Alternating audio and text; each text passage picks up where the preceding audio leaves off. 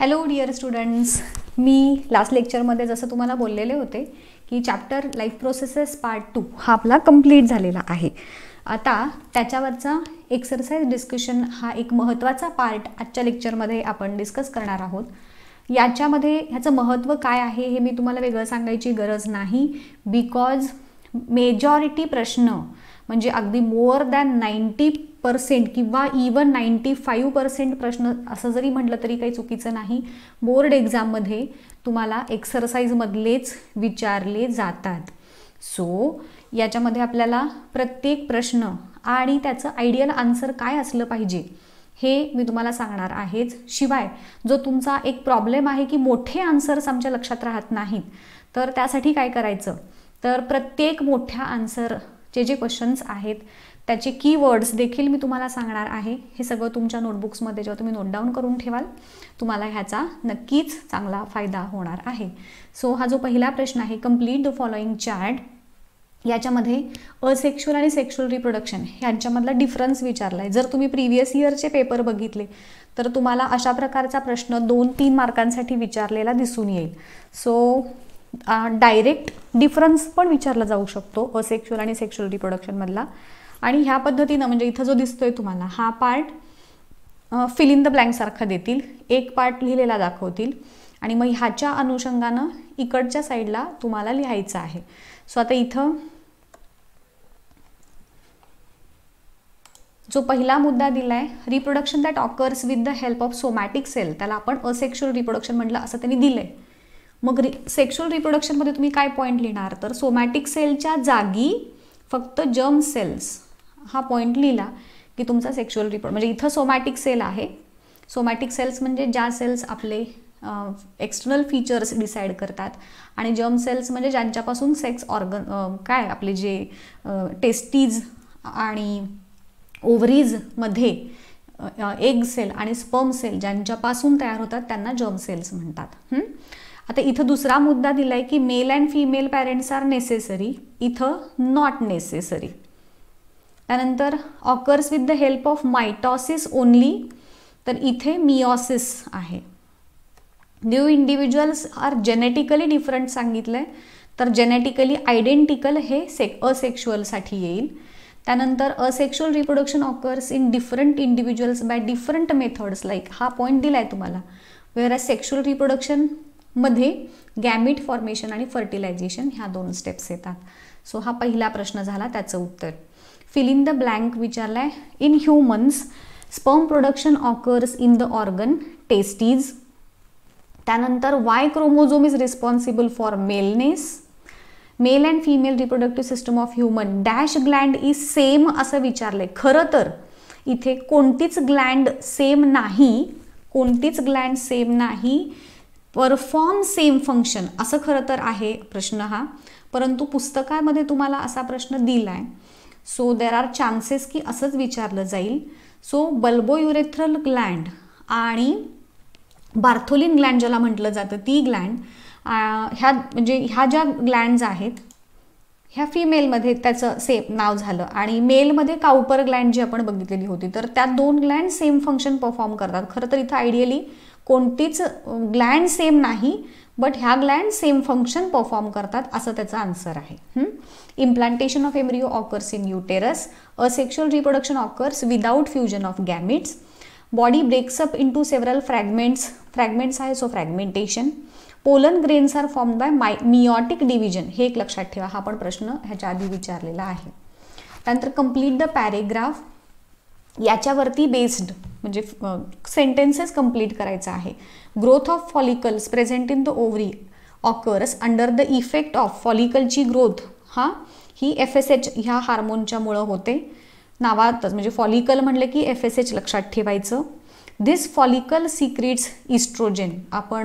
मी तुम्हाला menstrual cycle शिकवत असताना हे एका फ्लो चार्टच्या सहाय्याने एक्सप्लेन केलं होतं, तुम्हाला आठवत असेल तर, की फॉलिकल जो आहे तो डेव्हलप होतो under the effect of FSH.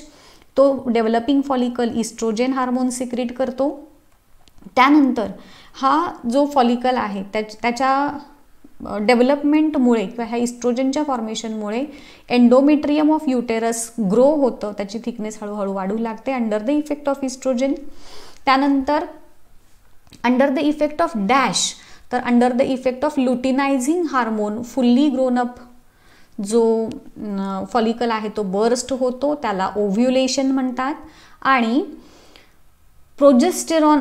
Corpus luteum is formed from the remaining part of the follicle. एकदा जो फॉलिकल आहे हा फॉलिकल ह्याच्यामध्ये एग सेल आहे, हा फॉलिकल फुटून त्याच्यातून एग सेल बाहेर पडली की हा जो उरला त्याला कॉर्पस लुटियम म्हटले. तो corpus luteum progesterone hormone secrete करतो. त्यानंतर अंडर द आता डॅश अँड डॅश असं म्हटलंय त्यामुळे प्रोजेस्टेरॉन अँड इस्ट्रोजन असं येईल इथे. Under the effect of these hormones glands of endometrium are activated and become ready for implantation. हे स्पेसिफिक शब्द बघून घ्या. त्यानंतर asexual reproduction in unicellular organism, ह्याला इम्पॉर्टंट मार्क करा. तुम्हाला इवन 5 मार्कासाठी वगैरे पण प्रश्न हा विचारला जातो.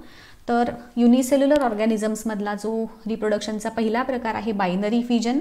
आता ह्याच्यातले मी जसं म्हणतं ना मोठा प्रश्न आहे, ह्याच्यातले कीवर्ड्स तुम्हाला लक्षात ठेवायचे आहेत. तर हे बायनरी फिजन प्रोकॅरियोट, प्रोटिस्ट आणि युकॅरियोटिकमधलं मायटोकॉन्ड्रिया एवढं लक्षात ठेवा आणि क्लोरोप्लास्ट ह्यांच्यामध्ये बायनरी फिजन थ्रू रिप्रोडक्शन होतं. 1 मार्कासाठी हा पार्ट महत्त्वाचा आहे. त्यानंतर ह्याच्यामध्ये काय होतं, 2 सिमिलर डॉटर सेल्स फॉर्म होतात. हा फक्त पॉईंट लक्षात ठेवा. मायटॉसिस और अमायटॉसिस हे शब्द लक्षात ठेवा. अमायटॉसिस म्हणजे काय मी तुम्हाला सांगितलेलं आहे, जे स्पेसिफिकली प्रोटिस्टामध्ये रिप्रोडक्शन होतं किंवा जे सेल डिव्हिजन होते त्याच्यासाठी हा वर्ड वापरला जातो. आणि favourable conditions, binary fission favourable कंडिशन्समध्ये होतं. फेवरेबल कंडिशन्स म्हणजे जेव्हा प्लेंटी ऑफ फूड आणि वॉटर अवेलेबल असेल त्याला फेवरेबल कंडिशन्स म्हणतात. त्यानंतर हे एवढे शब्द लक्षात राहतील. आता काही अवघड वाटत नाही ना बघा, हे लक्षात ठेवायला. त्यानंतर ह्याचे प्रकार. त्यातला पहिला सिम्पल बायनरी फिजन, ह्यातलं फक्त एवढंच लक्षात ठेवा. सिम्पल बायनरी फिजन त्याचं एक्झाम्पल आहे अमिबा, की ज्याच्यामध्ये एनी प्लेनमध्ये ती सेल जी आहे ती डिवाइड होते. दुसरा आहे ट्रान्सवर्स बायनरी फिजन, ह्याचं एक्झाम्पल आहे पॅरामेशियम, जे आडवं, ट्रान्सवर्स म्हणजे आडव्या प्लेनमध्ये डिवाइड होती सेल. ह्याच्यामध्ये 1 मार्कसाठी तुम्हाला अशी डायग्रॅम देतील आणि विच टाईप ऑफ काय म्हणत रिप्रोडक्शन मेथड ती आहे किंवा हा ॲनिमल कोणत्या रिप्रोडक्शनच्या मेथड थ्रू त्याचं रिप्रोडक्शन होतं वगैरे असे प्रश्न याच्यामध्ये विचारले जाऊ शकतात. 1 मार्कचे जे सांगितले मी तुम्हाला. आणि तिसरा जो प्रकार आहे ह्याच्यातला तर लक्षात ठेवा, हा लॉन्जिट्युडिनलचं एक्झाम्पल आहे युग्लिना. लॉन्जिट्युडिनल म्हणजे उभ्या ॲक्सिसमध्ये, व्हर्टिकल प्लेनमध्ये बॉडी 2 पार्ट्समध्ये डिवाइड होते. एवढेच शब्द लक्षात ठेवायचे, बाकी जास्त नाही. Then comes second type multiple fission. Multiple फिजनमध्ये अनफेवरेबल कंडिशन म्हणजे जेव्हा, फेवरेबल म्हणजे काय सांगितलं होतं, जेव्हा खूप सारं फूड आणि वॉटर अवेलेबल आहे ती फेवरेबल. अनफेवरेबल म्हणजे त्याच्या अपोजिट, म्हणजे फूड आणि वॉटरची स्कॅर्सिटी असेल तेव्हा.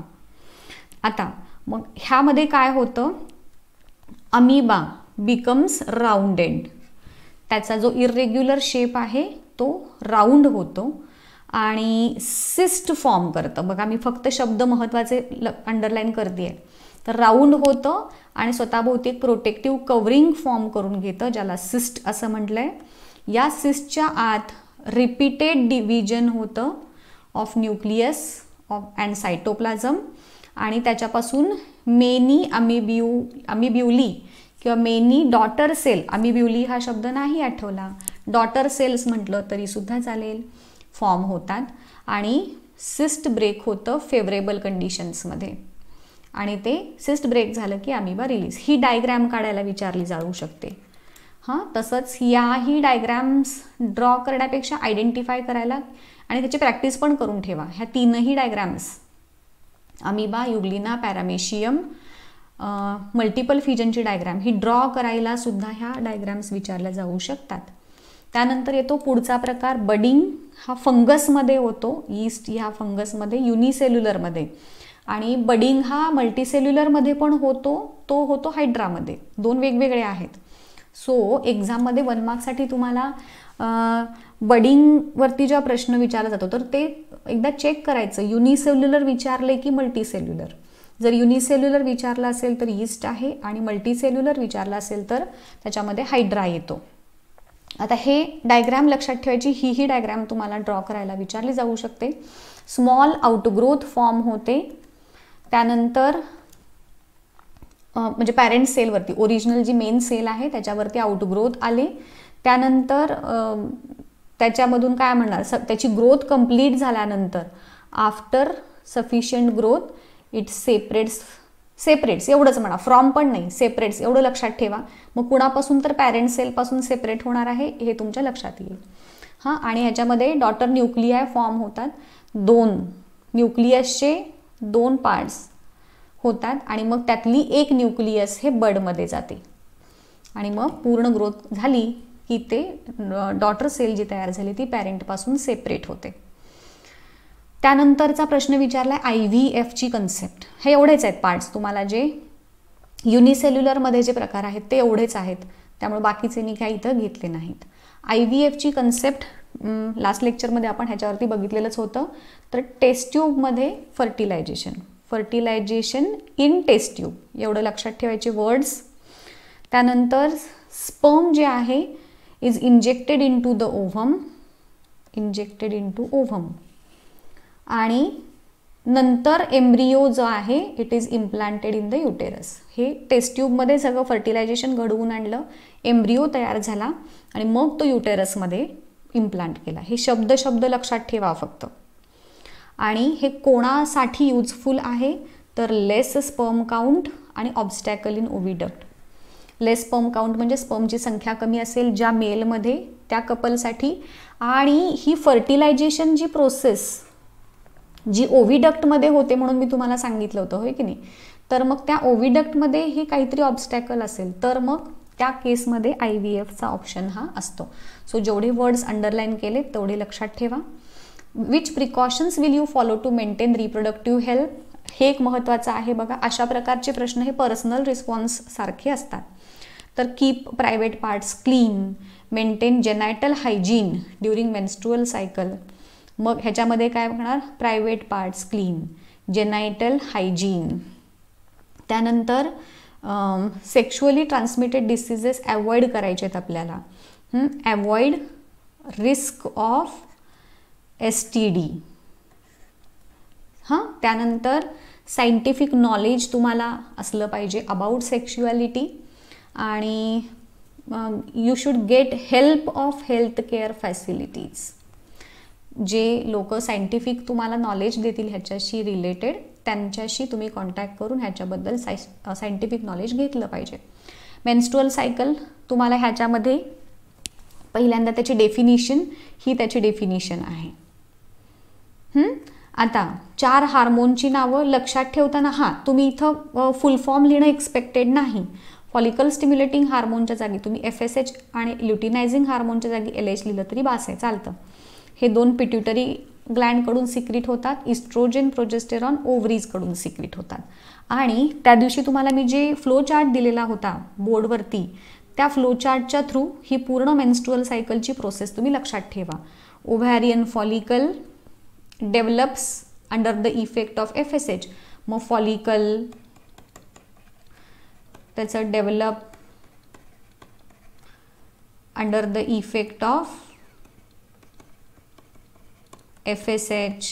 असं मी त्या दिवशी आठवत असेल तुम्हाला फ्लो चार्ट दिलेला होता. ज्यांनी तो व्हिडिओ बघितलेला नाही मेन्स्ट्रुअल सायकलचा त्यांनी तो बघा आणि ह्याच पद्धतीने लक्षात ठेवा. It is the easier way to remember the steps और process in the menstrual cycle. मग FSH झाल्यानंतर हा फॉलिकल सिक्रीट्स इस्ट्रोजन, त्याच्यामुळं युटेरसची वॉल डेव्हलप होते.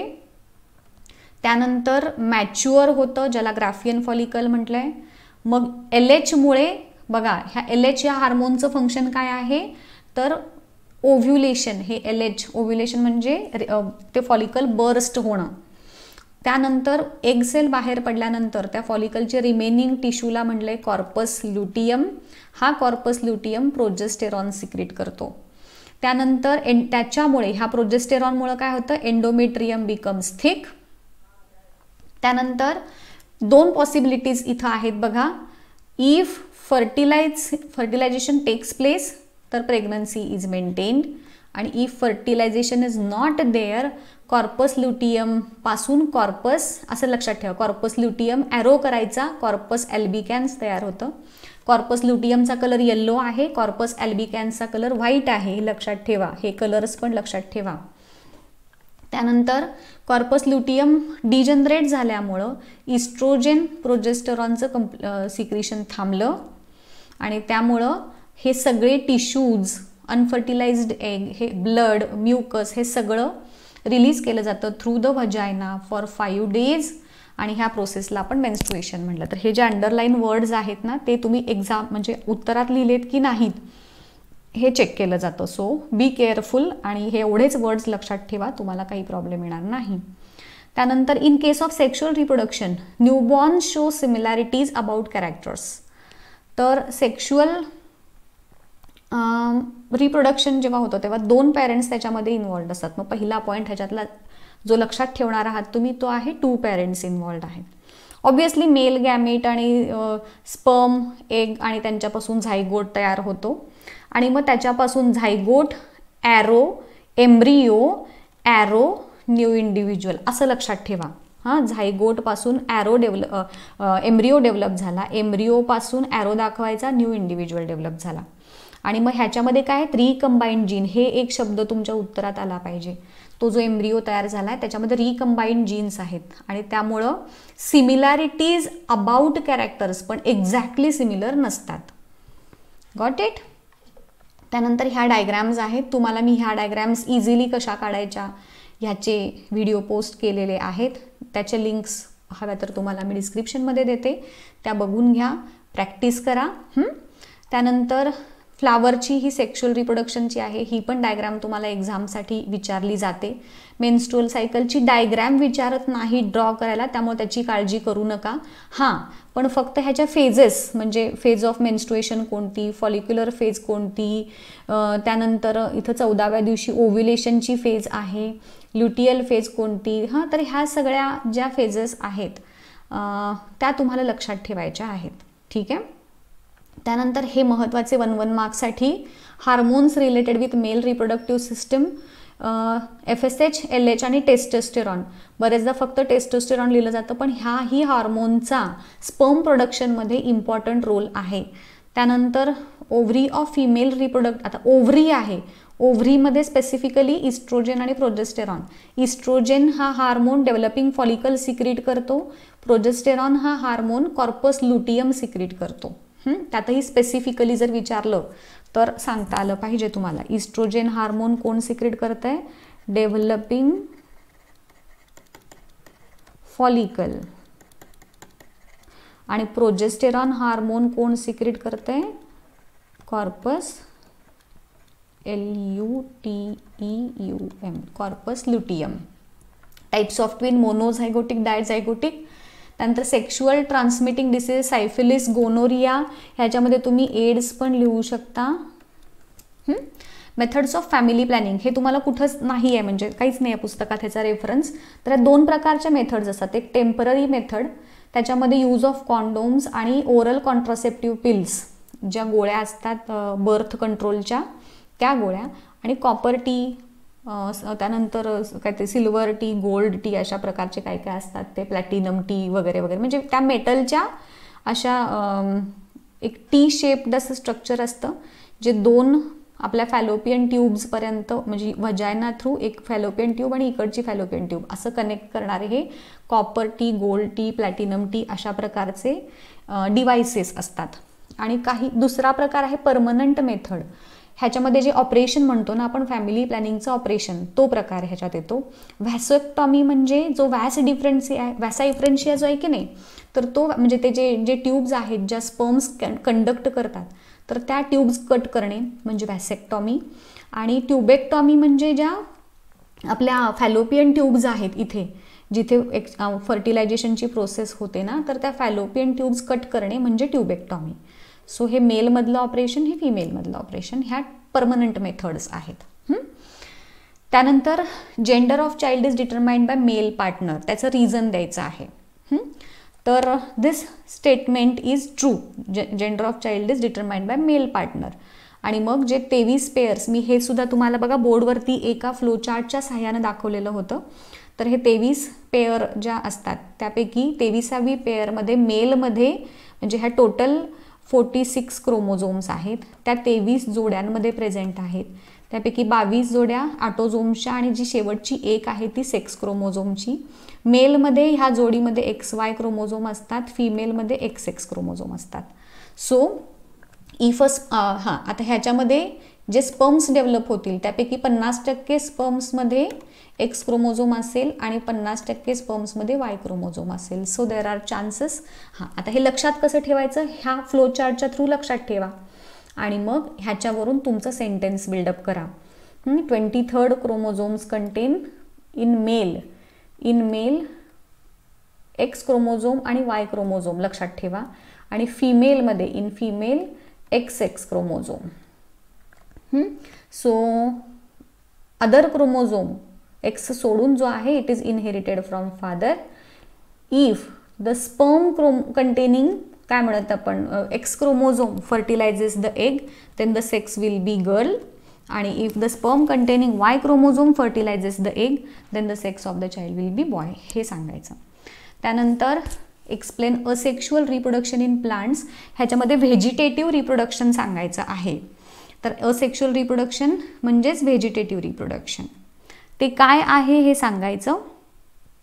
त्यानंतर त्याचे जे प्रकार इथं कोणते कोणते आपण शिकलोय, तर आईज, दॅट इज पटेटोवरती असणारे आईज.